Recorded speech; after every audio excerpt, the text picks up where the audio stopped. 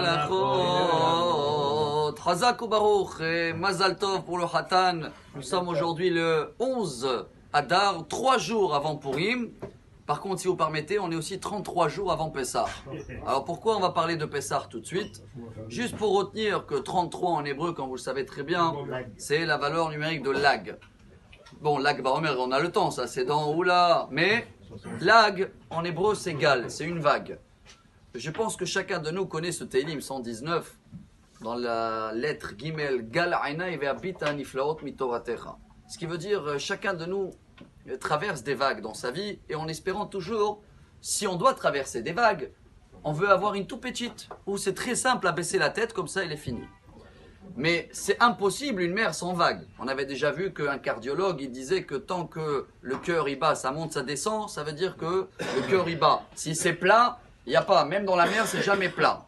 Si vous vous rappelez le message d'hier, en français vous m'avez dit l'escalateur. C'est des escaliers qu'on doit faire un petit effort et on peut monter très haut. Mais il y en a qui m'ont dit c'est vrai, mais aussi quelqu'un qui prend ses escaliers à l'envers, il peut descendre. Eh bien chers amis, il y a un message formidable. Chacun qui est marié, qui va se marier, si on veut attraper les vagues, les toutes petites vagues, et éviter, si Dieu veut, d'avoir des grandes vagues dans notre vie, où commencent ces petites vagues? À la maison, dans le Shalom Bayit. Comment je sais? C'est simple. Megillat Esther. La Megillah, c'est les mêmes lettres que Gal. C'est cette vague-là, les 33. Qu'est-ce qu'on doit faire dans la Megillah d'Esther? Regardez, selon la Gemara Megillah, page 13, Mordechai et Esther étaient un couple. Et quand Mordechai demande à Esther, fais comme ça, et chaque jour tu vas voir, et maintenant tu vas vers le roi, qu'est-ce qu'elle fait Esther? Elle, je vais pas dire elle baisse la tête, elle écoute, c'est une vague, Dieu il veut passer un message, même s'il n'était pas d'accord, elle accepte. Et quand Mordechai il vient, il est habillé, sac vaefer, avec des habits déchirés, et il dit, il faut jeûner, il faut... Alors Esther lui dit, oui, jeûner, oui, mais Mordechai, va t'habiller, va t'être savé au alatach.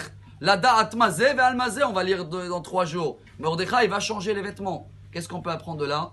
Que des fois Mordechai écoutez Esther. Esther écoutez Mordechai. Alors chacun dans le couple qui passe ces petites vagues-là, quand on sait les faire passer et pas avoir une bagarre, non je suis pas d'accord, dans ce cas-là on fait la Megillah d'Esther. On découvre ce qui est caché. Ah vous me demandez alors pourquoi la Megillah ne porte pas le nom de Mordechai? Aïe aïe aïe, parce que Esther elle a demandé, Mordechai, la joie on doit l'avoir toujours.